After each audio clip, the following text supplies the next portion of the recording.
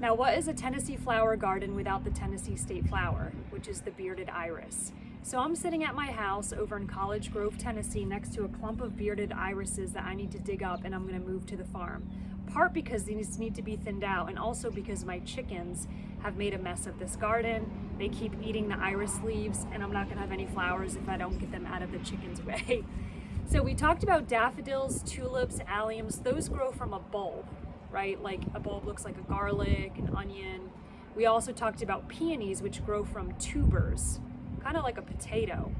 And irises grow from what is called a rhizome. Now, unlike peonies, irises need to be separated. They like to be dug up and moved. Like we said with peonies, you really don't need to separate them. They don't like the roots disturbed.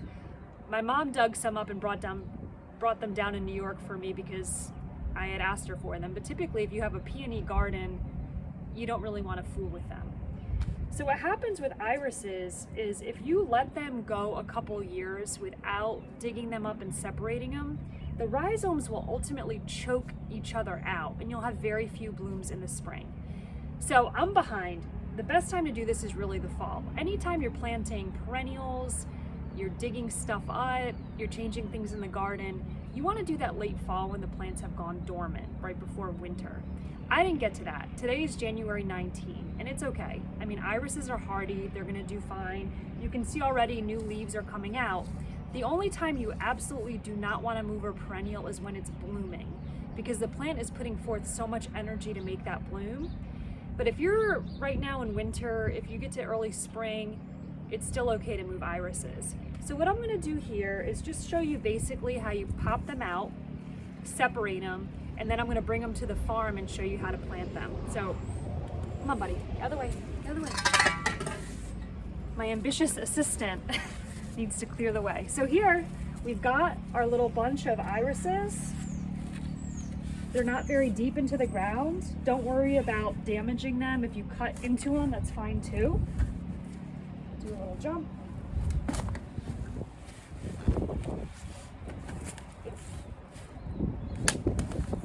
There we go. These bulbs are pretty shallow.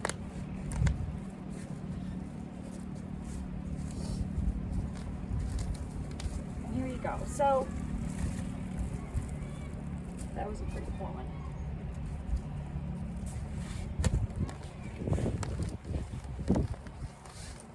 Yeah, this is really grown in too much. You can tell I'm having a hard time pulling it out because it's overgrown. So here's all our irises, right? There's the rhizomes, and what you want to do, basically, you want to break them apart so that there's a piece of leaf on each one.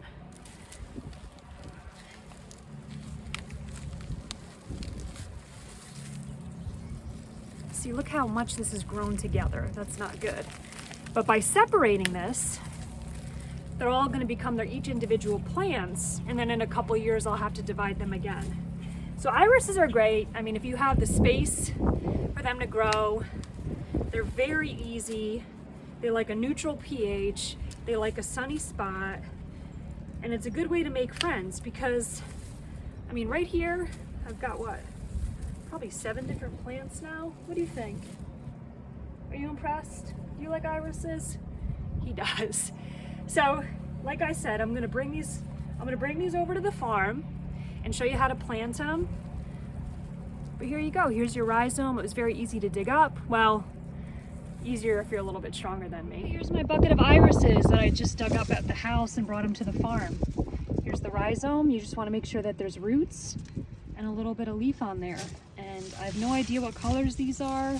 I need to get better with my organization, but I've got plenty, and in a couple years I'm gonna have to separate them again. So irises are a great way to make friends. Plenty to give away. So here I am now at the farm with my assistant, and we're gonna be planting the irises that I dug up from my house. It's a beautiful, beautiful January day, and it's such a gift but also a tease because we still have, a week or so left of January plus all of February. And it feels like mid-April today. It is so gorgeous. I'm gonna plant this along the driveway, all of my irises. And according to Peggy, the family always planted irises around fences and the driveway. So I want to kind of keep that tradition going. Here we've got our rhizome, we've got our roots, and we have our foliage coming up. And like I said before, you really want to dig up and move irises in the fall. I didn't get to it. January is still fine. The only thing you don't want to do is be moving things when they're blooming. And we still have like another month or so of grace if you didn't get to it yet.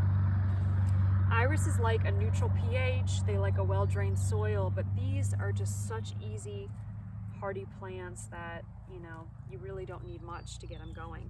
The one thing I will say is if you're going to be digging them up and moving them or splitting them like I did, you want to make sure you get them in the ground pretty quickly after so that they don't dry out. Irises, you know, there's two basic categories. There's bearded and then there's beardless. And the bearded ones, I think are they're the more showy, the more extravagant, probably the more well-known. These are bearded. They're called Iris germanica. And someday I'm going to do a better job of labeling because I have no idea what color this is or what variety, but you know, I'll figure it out when it blooms. The beardless ones are like the Japanese iris, the Siberian iris.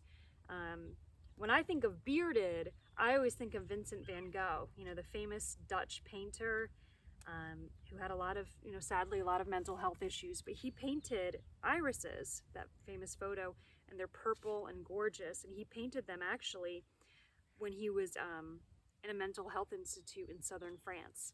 So through his window in southern France, he saw those irises, and I think he did them as a study on, you know, how to use color and whatever, but that's what I always think of with bearded irises. And like I said, these are the Tennessee state flower. So I want to plant a whole bunch of them here. I've got, you know, a fairly shallow hole. As you can see, the rhizome is not very deep. The soil here is pretty decent, you know, this is where the family had the garden. So it's not a tremendous amount of clay. It's wet because it rained recently. But as you get it in here, make sure the roots are submerged.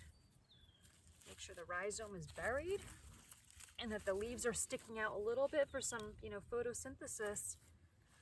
But that's really it. You know, it's pretty simple. These are great. And like I said, in a couple years, it's an amazing flower if you want to make friends, because in about 3 years, I'm going to have to split this again and again and again and give them away. Up by the pond, I'm going to take a video up there and show you what I'm thinking about the pond border. I think Japanese iris are okay to sit in water. Siberian, I don't think can actually sit in it. It likes it wet, but it can't sit in the water. And I recently learned of an iris called Louisiana iris that likes it wet too. So here's my German irises. It'll be interesting to see what colors they turn out to be. But you know, if you're just getting started gardening, I would really recommend irises. They're easy, they're simple, and they're so pretty. And here's the pond that needs a lot of cleaning out.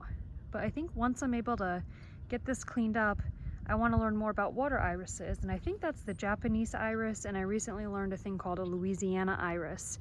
Both do fine with wet. And I think that would be a really nice flower for the border here, particularly the Louisiana because it's native to the southeast. It seems like it would be very appropriate.